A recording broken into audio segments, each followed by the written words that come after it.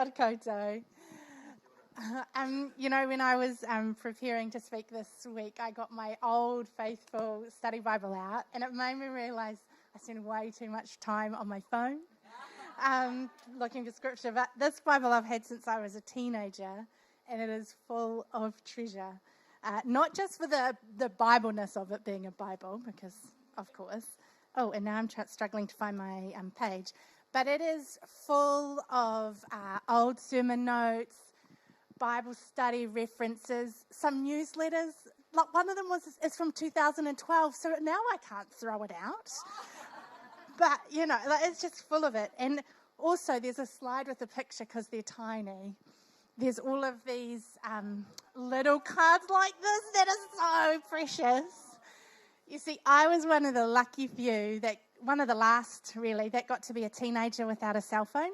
I got my first one in 7th form, so year 13, which also meant that I got to go to university without social media, but that's another story.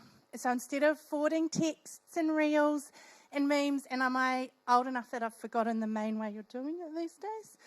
In any event,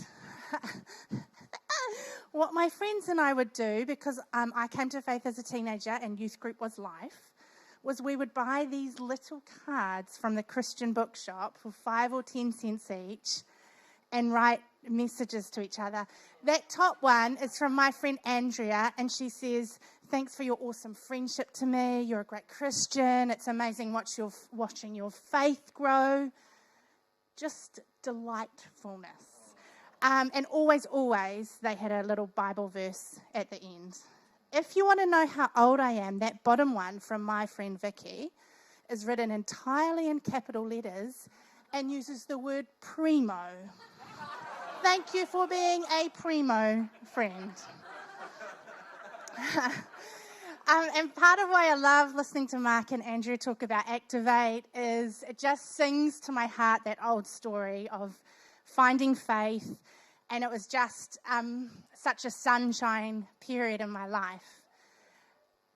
But actually, the part of my story I felt God nudging and shoving me towards telling you wasn't about that sunshine time, but rather the bit that came next when things got hard and my faith had to grow up. So fast forward a few years into my early 20s, and a whole lot of stuff started happening all at once. My little brother had received a life-changing head injury. That's his story, but of course that always impacts you when you love them, right? My grandmother, who I loved with my whole heart, passed away. And she was the first person I had ever lost like that. And she was 73, but it felt far too young. And we had a whole week with her at her bedside, and it was a sacred week. One of those, I've never actually experienced anything like it, where that divide between heaven and earth felt paper thin. And we had a whole week like that, and it still felt far too fast. And then not long after that, I was a youth intern at my church at that time, and I was helping prepare a group of us to go to Miami on a mission trip. I was in charge of a lot of the fundraising. Can I just do a little side note? I understand that mission trip is a really loaded term. Please know that we knew that we were going for ourselves to learn, to experience some of what was going on in the world, and to try and understand God's heart for that situation. But by way of reciprocity, we were painting an orphanage while we were there. So it was a pretty intense week. We weren't able to stay in the town that the orphanage was in, so there was lots of travel and things, to the extent that when I came home, I slept for 23 hours straight. Now I dream of a life that's that unencumbered, I could sleep for 23 hours and nobody woke me up. But it was a pretty intense week, and the last day or two, we got some time to do visitor things. We were taken by our host to some amazing places, and we got to experience their water festival, which also, second side note, please know that I'm speaking out of a place of cultural ignorance. I don't know a lot of the nuance that was going on there, but how we experienced it as foreigners in that place was it like a super fun street party / water fight. It was really fun at the beginning. So but as we kind of moved on, the crowds got denser and denser. And about 2 hours in, we came around the corner and there was just a mass of people, a throng where we were getting pulled apart and separated. And there were also sort of grandstand seating around and this really loud, almost heavy metal music. And in that space, to call a spade, I was sexually assaulted. Now, there's a spectrum to this stuff, right? And mine was very much on the lower end. But it was very traumatic. And when I came home, part of why it was traumatic is, in this delicious teenage years that I told you about, where we collected Bible verses and promises, and also some of them I've realised now don't come actually from the Bible, but like Christian culture quotes that we pass around as well. But I didn't understand them in their deeper context. So a classic example would be, that Jeremiah verse that we all know. For I know the plans I have to prosper you, plans to give you a hope and a future. I've said that wrong because there's not harm you somewhere in that. That's awkward. I practiced that this week because I know that verse backwards, sideways. And I was like, you're going to stand up there and get it wrong. And here we are. But what I didn't know when we were writing those on our little cards to each other and dipping in and out of the Bible was that verse and that promise is for a people that were in exile and had been for some years, that it was a really tumultuous period and many of them were in hardship and suffering. And one of the things, the Christian culture bits, I guess, that I believed unquestioningly was that phrase you sometimes hear, there's nowhere safer than in the centre of God's will. Have you heard that one? Some of you might have. And I was on a mission trip and I got hurt. And where was God in that? And if you imagine like the Jenga game, where you're pulling out blocks, that was the last block really to make it come crashing down. And I remember crying out to God and just being like, where were you when I got hurt? Where were you? And clear as day, I got a picture of my friend Rob in the crowd, who turned around, reached out his hand for me and grabbed me. Sorry, I just saw Pete's face. Grabbed me. And then I got out of that crowd by holding onto the back of his backpack, literally, as hard as I could so that we didn't get separated out. And the relief that came with that image was this just abiding sense of God saying, when my question was, where were you? And his answer was, I was in Rob. I was with you in that crowd. And so that was kind of the start of the rebuilding the Jenga tower, if you will. And I have learned in the times that have come after that to look for God when it's hard. And so, not long after that, I met Pete, and then we had our first child, Isabel. And when she was 8 months old, she caught her first cold. And that's when we learned that a virus would never just be a virus for her. Now, we call her a severe asthmatic now, but when she's a baby, they don't call it that. It's bronchiolitis, and then it's viral-induced wheeze, and then it's asthma. I know now from my cousin, we've got bad genes, whose baby is right in that space at the moment, that they are calling it asthma much younger now. But I say asthma, and I imagine you picture inhalers, maybe a little oxygen mask. Bronchiolitis for Isabel looked like ambulance rides in the middle of the night. It looked like feeding tubes. It looked like CPAP, so high pressure oxygen. It was some hard times. And every cold, like clockwork. Day 2 of getting a virus, she was in hospital, and then it was 4 days, and then she was out. And it happened over and over again. She had 14 hospitalisations between 8 months and 2.5 years. But when I look for God's mercy in that space, I find it. So on her very first hospital admission, my friend Grace was a nurse on the paediatric ward, and she saw Isabel's name on the paperwork coming up and recognised it, and so she waited at the end of her shift.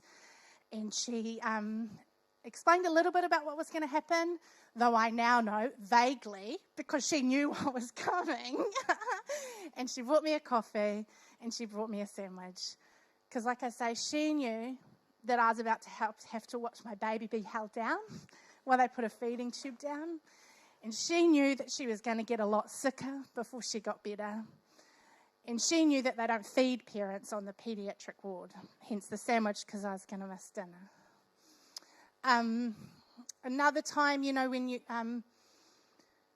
when your baby's being fed like that, you're expressing milk and stress, reduce my milk supply. You can imagine the drama. And my friend Jo baked lactation cookies and couriered them to me on the ward. And she fed me that really practical need, but she also knew me well, because she knows that when I'm in stress and distress, I like to organise, thank you very much, and I like to control. And I couldn't control the fact that my baby couldn't breathe. I think that was one of the times when in the middle of the night the ICU team came down to assess her. But she knew I could feel good about eating lactation cookies, which might be solving a problem. And she also knows me well enough to know that I'm an emotional eater. They were delicious. Thank you. I ate the whole bunch. I have another vivid memory of my dad arriving on the ward. I can't tell you which admission it was. I can't tell you what had happened the night before, except I know it was bad. Because he walked into my room with a coffee in his hand. That's the ministry of coffee, everybody. And basically I sobbed in his arms because he was my dad. I mean, he was there, I could put it down, and he picked it up for that time, yeah? What's also true of that season is that Isabel got so much prayer. Some of the guys who were praying for us in that time are in this room, but she had so much prayer. I was trying to help organise some admin for a missions conference at the time. So she had faithful saints from around the world praying for her. They arrived for the conference and anointed her with oil and prayed some more. And she still kept getting sick. So our story as I stand today is she's 12 and a half and she doesn't go to hospital. For the vast majority. We had a hiccup about a year and a half ago, which makes me want to put a caveat in. But mostly, no. She doesn't go to hospital with asthma anymore. It's all managed at home. We've come out that other side. But when I think about my story, I've been reading a bit of things from Nightbird. Are any of you familiar with that? She's a songwriter and she writes amazing blogs. Jane is her actual name. And she talks about, this is the extract I'm coming to. She talks about the Israelites in the desert and how they wandered for so long before they were delivered. And the promised land, when we hear this story, is often what we think about, right? That eventually the Israelites were delivered. But Jane, who later did pass away from cancer, writes this as part of her blog in terms of the journey and the intimacy of God in that desert place. She says, I remind myself that I'm praying to the God who let the Israelites stay lost for decades. They begged to arrive in the promised land, but instead he let them wander, answering prayers they didn't pray. For 40 years, their shoes didn't wear out. Fire lit their paths each night. Every morning, he sent them mercy bread from heaven. I look hard for the answers that I didn't pray. I look for the mercy bread that he promised to bake fresh for me each morning.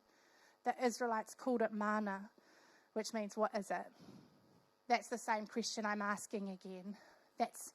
And again, there's mercy here somewhere, but what is it? What is it? What is it? And I just identify with that space because Isabel we were praying again and again and again for healing that didn't come. But I can look back at that time and see God's mercy woven through every admission and his presence there with me. And I feel like that for some of you, you've been disappointed by God because you've prayed those prayers and haven't had the answer that you were expecting, or that you're really, really hurting and you're crying out to God, where are you in this? And shortly we're going to have the worship team back up, and there's a space for prayer. And I really feel like last week Tim, shared that there's prophecies that are coming, and I have this sense that God is just not crying out to you, actually, just gently whispering, I am here with you in this. Let me show you how. That gentle, tender whisper. And if that is you, we would love to pray with you. And I think too, for the rest of us, there's a call to action. Because in every time when I think back about where God's mercy is, where that mercy bread came from, it was always, always, always in the hands of people who loved me. And I think there's a challenge and an invitation to be those people for each other and in the people around us. And it's a little bit harder than it sounds at face value, because you need to know the people around them for it to be that real love-drenched mercy bread. You know that saying, help is only helpful when it's helpful? If you'd shown up to me on the ward or sent me lots of messages, that wouldn't have helped me, because I was in manage mode, and I remember talking to my best friend on the phone. She's like, how are you? And I quoted oxygen statistics at her, and she's like, oh, I know how you are. Her turning up at the hospital wouldn't have helped me, but lactation cookies did. Yeah. Rob knew I was in trouble because he was close enough to me to see my face in that crowd. And he knew me well enough to know what that face meant. My dad is just my dad. Beautiful man. We need to show up for each other, because that's how every experience changes. If I could take you to kind of come to a wrap up, because I wanted to speak quickly so we'd have time for prayer. The verse in, my Primo card that I showed you at the beginning, that my friend Vicky left me with, was this. And whatever you do, whether in word or deed, do it all in the name of the Lord Jesus, giving thanks to God the Father through him. We change the world when we love it, and we love the world by bringing mercy bread to those who God has put around us. So I think the worship team's going to come up, and just while they do, I'm going to read this karakia. It goes, e te atua o te aroha o te pai, I maringi mai ngā painga katoa I a koe ki te hunga I whiua e ngā whakawai o te ao. Pai heretia mai te hunga ngākau, ka hakore, a whakapua kina te reo o tō rangatiratanga ki ngā mau here here. Gracious and loving God, you bring good tidings to the afflicted, bind up the brokenhearted, and proclaim liberty to the captives. Mei ngā ki marama mai mātou, te mōhio pū I ngā mahi tūturu, te tau awhi I te tangata. May we too understand and care for people unconditionally.